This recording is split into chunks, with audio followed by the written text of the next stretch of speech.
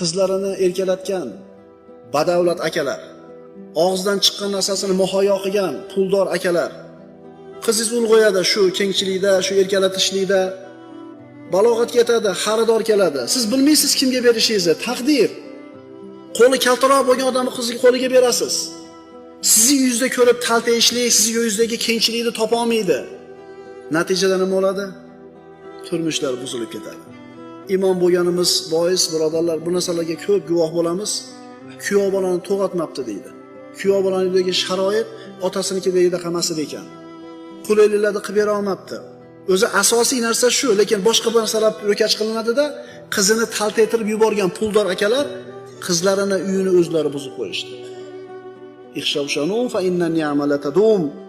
O'zingizlarni yeyish-ichishda, kiyim-kechakda soddaroq, to'porroq bo'lishga o'rgatinglar. Zero ne'matlar doim bir xil bo'lavermaydi.